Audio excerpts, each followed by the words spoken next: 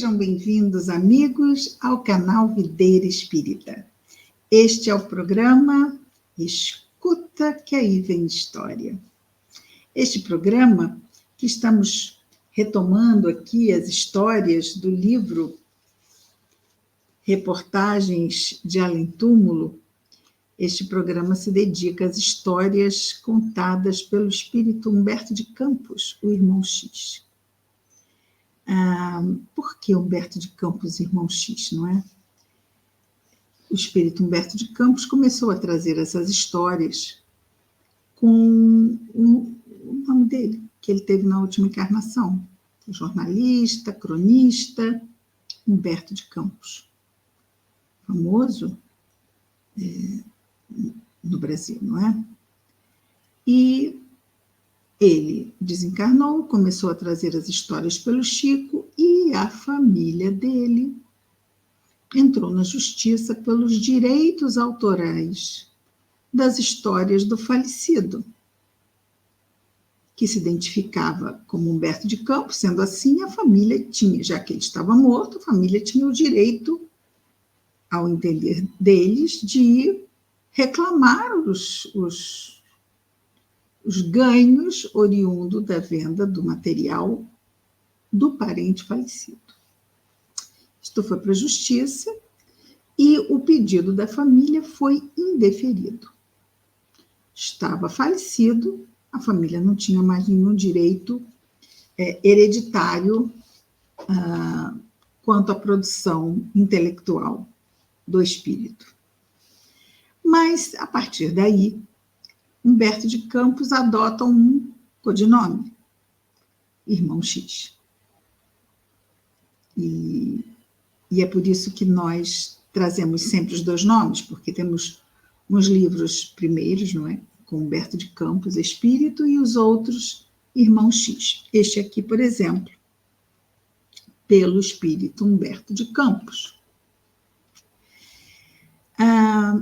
Nós trouxemos aqui ao início um trechinho de uma música de Prokofiev, chamada Pedro e o Lobo. Durante 5 anos, de 2014, não mais de 5 anos, 2014 a 2021, ou 22, uns 7, 8 anos, este programa foi ao ar pela Rádio Rio de Janeiro. E na sua abertura vinha sempre a música de Prokofiev sobre Pedro e o Lobo. E por que nós escolhemos isso? Hoje estamos fazendo aqui um pequeno apanhado sobre questões relacionadas ao programa. Porque Prokofiev conta a história de Pedro e o Lobo com instrumentos musicais. Os personagens são notas de determinados instrumentos. O pássaro, o lobo, o Pedro, não é? Cada personagem é representado por um acorde de um determinado instrumento. E então, este trecho inicial que trouxemos aqui, esses pouquíssimos segundos, nos reportam a contação de histórias. Existem muitos tipos de história e várias formas de se contar essas histórias. Nós trazemos da forma como Humberto de Campos conta, nós não resumimos, ele é bastante, vamos dizer assim, detalhista, faz lembrar Camilo Castelo Branco, mas ele detalha na sua forma de contar a história. Talvez nós hoje fôssemos mais objetivos, mas ele, se nos permitirmos entrar no estilo dele, ele nos leva nessa viagem pela história, por uma determinada história. Hoje nós vamos ver uma história que é a história de número 3 do livro Reportagens de Além Túmulo, já falamos aqui, o nome do espírito, a mediunidade, sim, Chico Xavier, e publicação da Federação Espírita Brasileira. A história de número 3 vai nos contar sobre Benício Fernandes, frequentador de um grupo espírita. O título da história é A Vidência Esquecida. O que é vidência? Vidência é a mediunidade de ver espíritos, de ver ou espíritos, ou não só, mas alguma questão, né? Algum item ou alguma situação do mundo espiritual. E é diferente da capacidade anímica, que aí seria a dupla vista, né? Quando é nossa. Não é um espírito que promove o que vemos. Somos nós mesmos que vemos através da visão do corpo espiritual, não dos olhos físicos.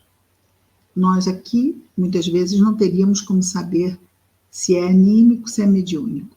Mas quando se fala em vidência, vidência é um tipo de mediunidade. Então, de novo, aquele que vê é um médium, é o intermediário entre o que o espírito faz o médium ver, certo? Então, não é ele que vê, o espírito é que faz com que ele veja. Mas ele tem essa possibilidade de que isso aconteça. O espírito só vai fazer isto se o médium for um médium vidente. Tem que ter uma propensão, uma aptidão para esse tipo de mediunidade. Ok? E o nosso Benício Fernandes, então, qual é a questão dele com a vidência? O título é A Vidência Esquecida. Vamos ver o que marca nesse momento a vida de Benício. Diz-nos, então, Humberto de Campos: Benício Fernandes era assíduo frequentador de um grupo espiritista, mas nunca se furtara a enorme contrariedade por não participar da visão direta dos quadros movimentados da esfera invisível. Então, ele queria ter a vidência e ficava contrariado por não a ter, por não manifestá-la. Continua Humberto de Campos e nos diz: desejava ardentemente os dons mediúnicos mais avançados. Fazia inúmeros exercícios para obtê-los. Iniciavam-se os trabalhos habituais e lá estava o nosso amigo em profunda concentração, ansioso por surpreender as visões reveladoras. Tudo, porém, em torno do seu mundo sensorial era expectativa e silêncio.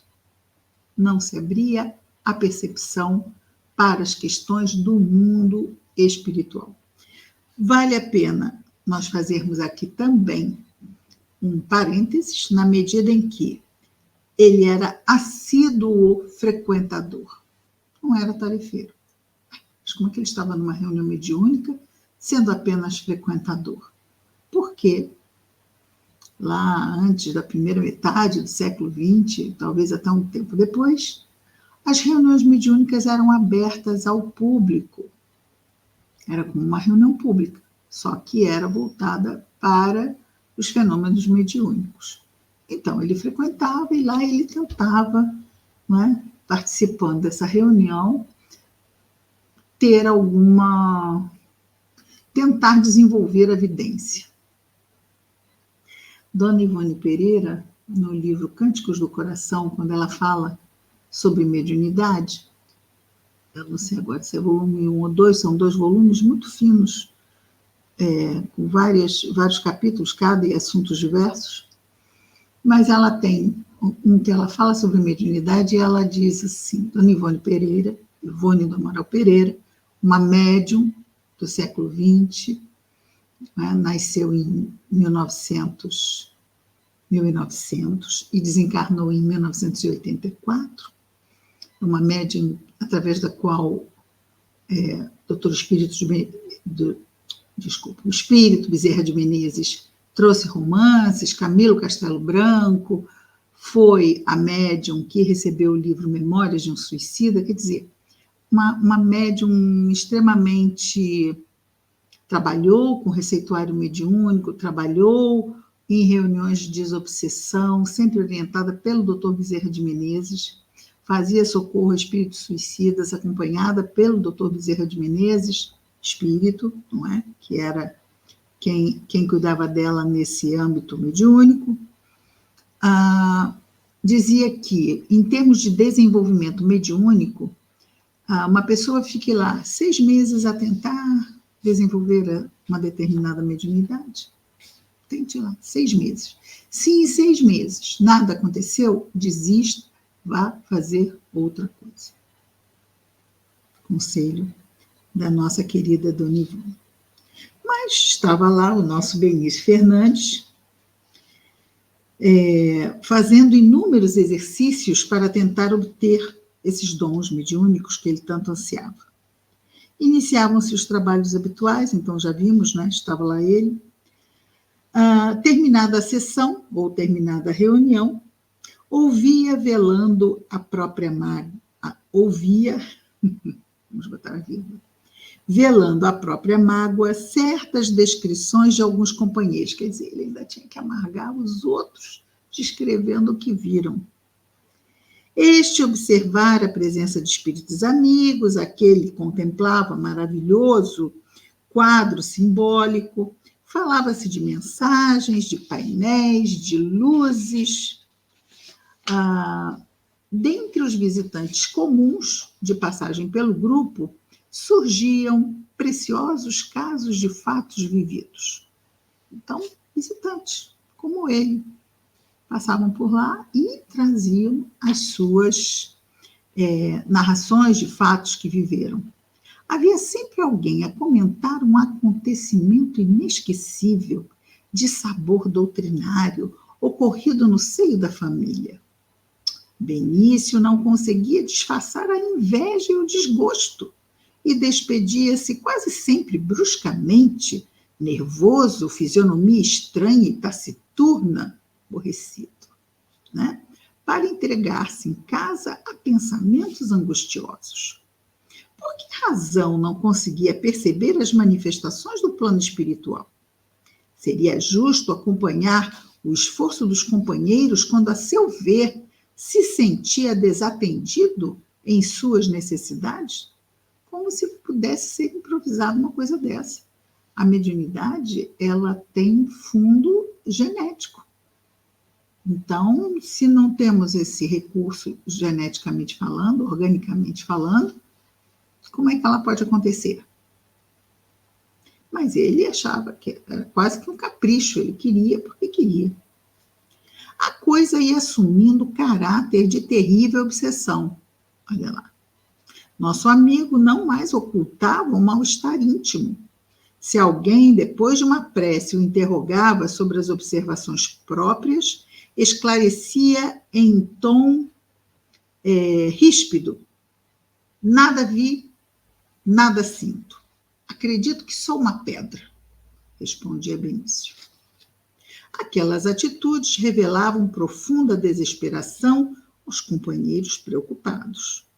A situação agravava-se cada vez mais quando, uma noite, Benício sonhou que aportava ao mundo espiritual convocado por um amigo, desejoso de receber suas notícias diretas. Na paisagem de intraduzível beleza, o desvelado mentor abraçou Benício e cogitou de suas amarguras, ou seja, queria ouvi-lo. O pobre homem, nosso pobre Benício, estava deslumbrado com o que via, sem encontrar meio de expressar a sensação de alegria que lhe ia na alma. Todavia, respondeu sem hesitação: meu grande benfeitor, não me posso queixar das minhas lutas terrenas, mas não devo ocultar minha grande mágoa. A respeitável entidade fez um gesto interrogativo, enquanto Benício continuava a falar. Desgraçadamente para mim, embora participe dos esforços de uma nobre agremiação de estudos evangélicos, nunca vi os espíritos. Mas não estás com a luta temporária da cegueira. Olha que interessante. Mas não estás com a luta temporária da cegueira. Será que o espírito quer chegar com isto, né? Objetou o amigo venerando amigavelmente. Esqueces, acaso, que teu plano de trabalho está igualmente povoado de espíritos em diversos graus de ascensão evolutiva? Crês, porventura, que os habitantes da Terra sejam personalidades estranhas à comunidade universal? O que o espírito quer dizer é que ele via espíritos encarnados, mas eram espíritos. Benício Fernandes experimentou imenso choque. Aquela interpretação inesperada lhe desnorteava os pensamentos. Como desejasse retificar o engano de suas cogitações, acentuou com certo desapontamento. Sinto ânsia ardente de contemplar os espíritos protetores, beijar-lhes as mãos todos os dias, manifestando meu ressentimento. Esqueceu tua velha mãezinha? Perguntou o mentor solícito.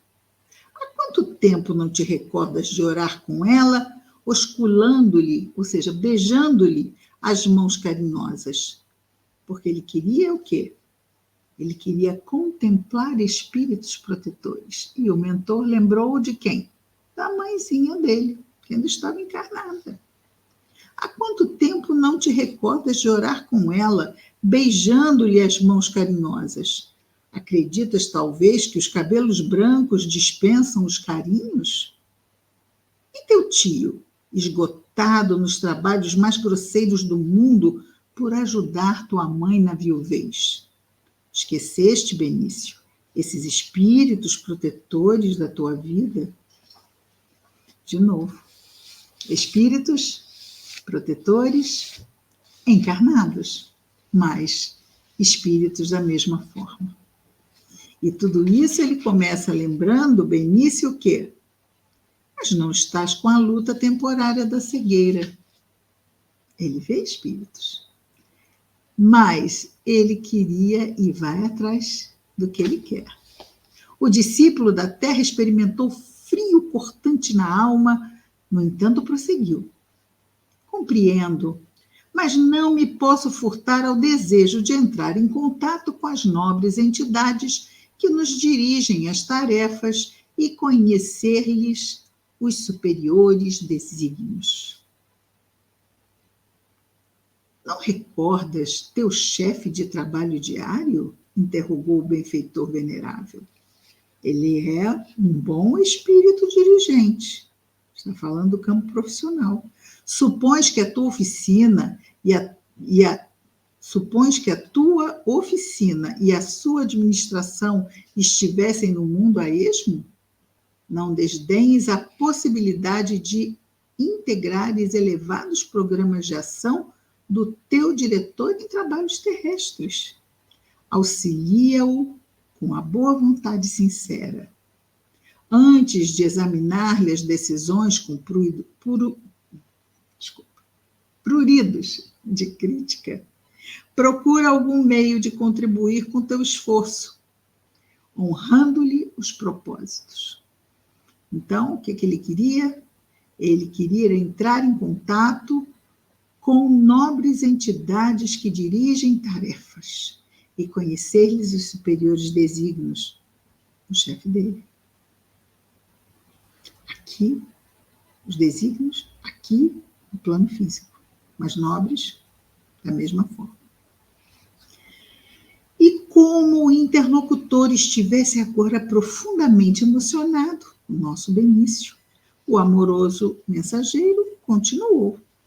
Esqueceste os diretores da instituição doutrinária onde buscas benefícios? No primeiro ele falou do trabalho, agora ele vai falar do trabalho na casa espírita.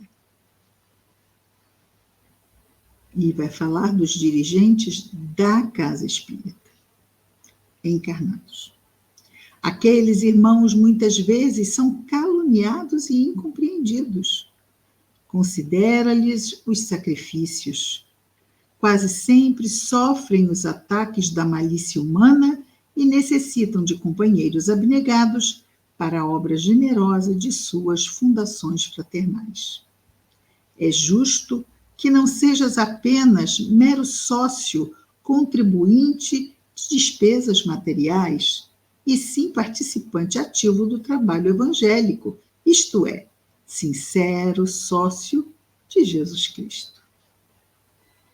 O aprendiz da terra sentia-se extremamente envergonhado, o nosso Benício. Suas ideias modificavam-se em ritmo vertiginoso. Entretanto, na sua feição de homem do mundo, pouco inclinado a ceder das próprias opiniões, respondeu em tom de mágoa: sim, meu bondoso amigo, reconheço a justiça e a grandeza das vossas observações. Entretanto, nas minhas atividades terrenas, queria ver pelo menos algum espírito sofredor, alguma entidade necessitada ou ignorante. Está pedindo, né? Vou ouvir mais um pouquinho. Valendo-se da pausa, que se fizer espontânea, com os últimos argumentos, o carinhoso emissário voltou a dizer: almas desalentadas, entre feridas e angústias? Seres necessitados de assistência e de luz?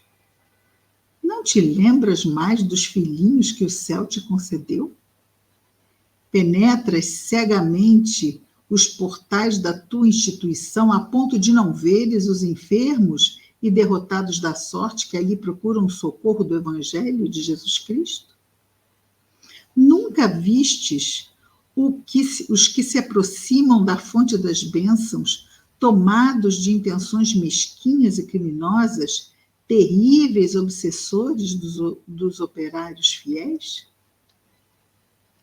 Nunca viste os que se aproximam da fonte das bênçãos, tomados de intenções mesquinhas? Ele está falando de encarnados que estão lá na casa espírita, tomados de intenções mesquinhas e criminosas, terríveis obsessores dos operários fiéis? Benício estava agora estático, estava assim, quase que chocado, né, com tanta realidade que estava lhe sendo exposta, demonstrando haver, afinal, compreendido. O mentor continua a falar: andas assim tão esquecido da vidência preciosa que Deus te confiou? Qual vidência? Esta, né? A visão dos olhos físicos. Por isso ele disse lá no início: mas não estás com a luta temporária da cegueira. Prosseguia então o mentor dizendo isto: andas assim tão esquecido da vidência preciosa que Deus te confiou?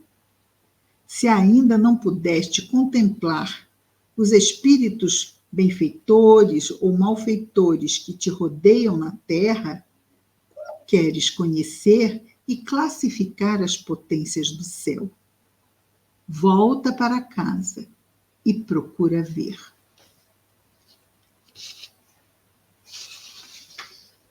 Nesse instante, Benício sentiu-se perturbado pela explosão de um ruído intenso.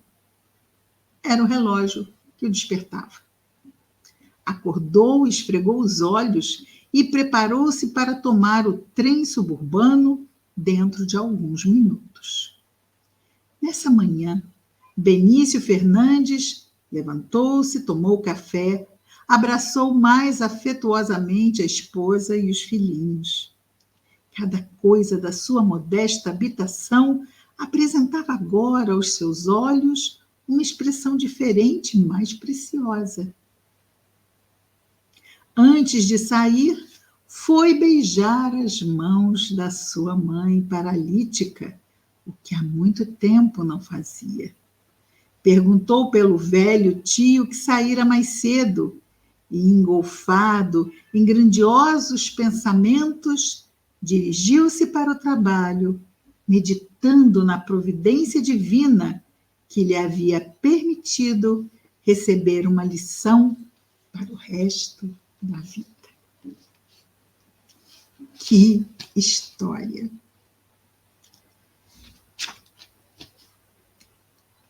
Uma vidência, e todos a temos, todos a temos.